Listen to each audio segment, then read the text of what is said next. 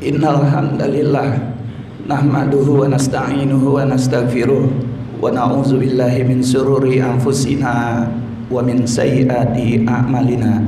May yahdihillahu fala mudhillalah wa may yudlil fala hadiyalah. Asyhadu an la ilaha illallah wahdahu la syarikalah wa asyhadu anna Muhammadan abduhu wa rasuluh alladzi la nabiyya wa rasula ba'dah. Allahumma salli ala sayyidina wa maulana Muhammadin wa ala alihi wa sahbihi ajma'in wa man tabi'ahu bi ihsanin ila yaumiddin. Faqad qala Allah ta'ala fi kitabihil karim wa huwa asdaqul qailin. A'udzu billahi minasyaitonir rajim.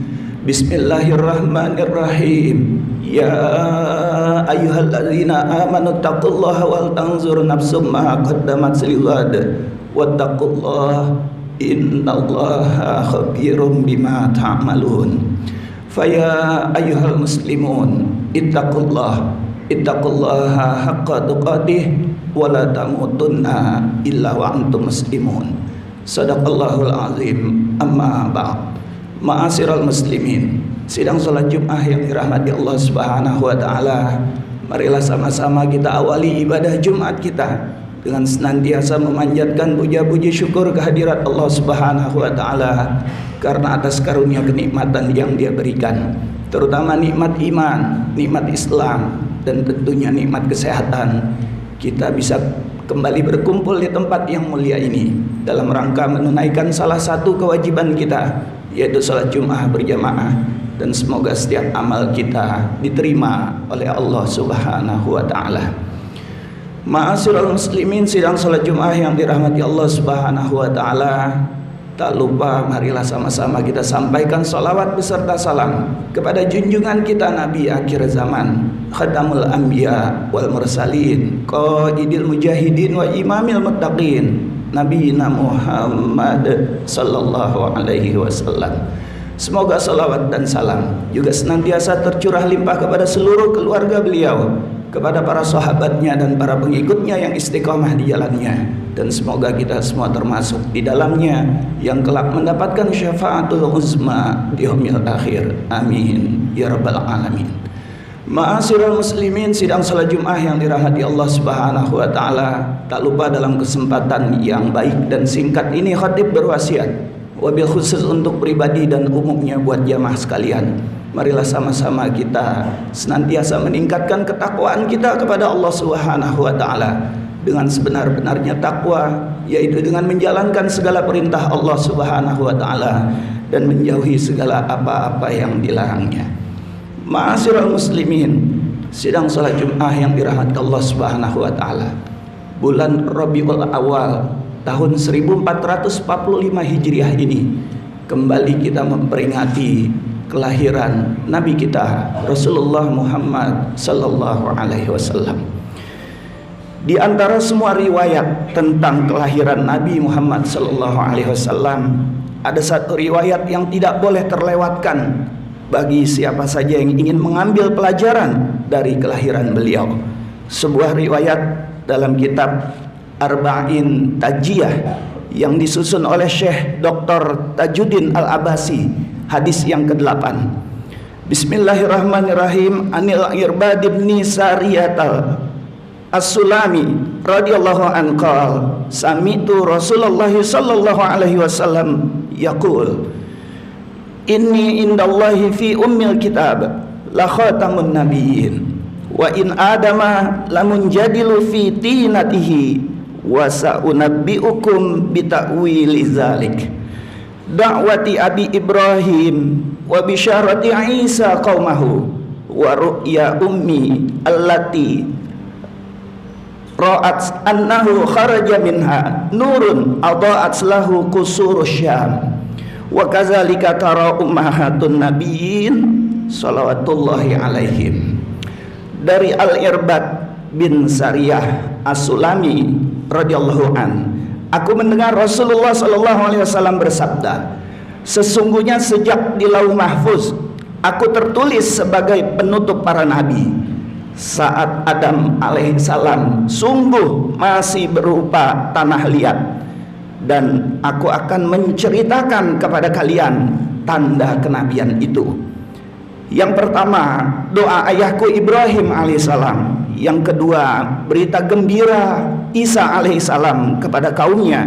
Dan yang ketiga, penampakan diriku yang pernah dimimpikan oleh ibuku bahwasanya keluar darinya saat melahirkanku cahaya yang dengannya bercahayalah istana-istana Syam. Demikian juga mimpi ibu-ibu para nabi salawatullah alaihim. Hadis riwayat Imam Ahmad dari kitab musnadnya. Ma'asyiral muslimin sidang salat Jumat yang dirahmati Allah Subhanahu wa taala. 3 tanda kenabian Rasulullah Muhammad sallallahu alaihi wasallam. Dalam hadis tersebut semuanya berkaitan erat dengan Palestina. Tidaklah ada bangsa Yahudi juga Nasrani yang membela Zionis kecuali karena mereka mengingkari 3 nubuah yang agung ini. As-Sindi rahimahullah menjelaskan, yang pertama, doa Nabi Ibrahim alaihissalam adalah yang disebut dalam firman Allah Subhanahu wa taala, Rabbana wab'as fihim rasulan minhum. Ya Tuhan kami, utuslah di tengah mereka seorang rasul dari kalangan mereka sendiri. Quran surah Al-Baqarah ayat 129. Yang kedua, berita gembira dari Nabi Isa alaihissalam adalah yang disebut di dalam firman Allah Subhanahu wa taala, wa mubasysyiran bi rasuli ya'ti min ba'di ismuhu Ahmad, dan memberi kabar gembira dengan seorang rasul yang akan datang setelahku yang bernama Ahmad atau Muhammad. Quran surah As-Saff ayat ke-6. Apa kaitannya dengan perjuangan Palestina hari ini melawan Zionis? Ibrahim dan Isa alaihissalam adalah 2 nabiullah yang agung, Rasulullah yang wajib kita imani. Mereka berdua punya ikatan yang kuat dengan Baitul Maqdis Al-Aqsa Palestina. Nabi Ibrahim alaihissalam hijrah ke Palestina. Beliau sudah menempati di Palestina bersama keluarganya sejak tahun 2295 sebelum Masehi, jauh sebelum Yahudi dan Nasrani ada di sana. Kemudian Nabi Isa alaihissalam, beliau adalah nabi yang lahir dan berdakwah di sana. Yahudi dan Nasrani yang mengingkari kenabian Rasulullah Muhammad sallallahu alaihi wasallam merasa paling berhak berada di Palestina sehingga mendukung penjajahan Zionis Israel atas Palestina. Sedangkan kita sebagai umat Nabi Muhammad sallallahu alaihi wasallam meyakini bahwa umat Islamlah yang berhak di Baitul Maqdis, karena kita beriman kepada nubuah beliau yang disampaikan oleh Nabi Ibrahim dan Nabi Isa alaihissalam. Kita yang telah bersyahadat, setiap kali kita sholat tidak mungkin menjadi bagian yang terpisahkan dari rakyat dan bangsa Palestina. Selain karena alasan akidah, juga ada 2 alasan hal lain yang mendasar, bahwasanya kita harus terus mendukung perjuangan Palestina melawan penjajah Zionis Israel laknatullah alaihim, yaitu yang pertama adalah perintah konstitusi kita bahwasanya kemerdekaan setiap bangsa adalah hak, maka penjajahan di atas dunia harus segera dihapuskan. Dan yang kedua, kita memiliki hutang sejarah ketika bangsa ini diproklamirkan oleh Bung Karno dan Bung Hatta pada 17 Agustus 1945. Negara yang pertama mengakui kemerdekaan bangsa kita adalah Palestina. Kita memiliki hutang sejarah padanya, maka hutang itu harus kita bayar dengan terus mendukung perjuangan bangsa Palestina untuk merdeka, untuk terbebas dari penjajahan Zionis Israel laknatullah alaihim. Lalu dengan apa kita mendukung perjuangan bangsa Palestina? Dari Maimunah radhiyallahu anha, ia berkata, aku pernah bertanya pada Rasulullah sallallahu alaihi wasallam, fatwakan kepada kami ya Rasulullah, apa yang harus kami lakukan untuk Baitul Maqdis Al-Aqsa? Beliau menjawab, ia adalah tanah perkumpulan, mahsyar, dan tanah kebangkitan. Datangilah ia dan sholatlah kalian di sana, karena 1 kali sholat sama dengan 1000 kali sholat di tempat lain. Aku bertanya kembali, bagaimana kalau aku tidak bisa berkunjung ke sana ya Rasulullah? Beliau menjawab, berikanlah hadiah walaupun setetes minyak untuk menyalakan lampu-lampunya. Siapa yang melakukan itu, maka ia mendapatkan pahala seperti pernah berkunjung ke sana. Hadis riwayat Imam Ibnu Majah. Ma'asyiral muslimin, sidang salat Jumat yang dirahmati Allah Subhanahu wa taala.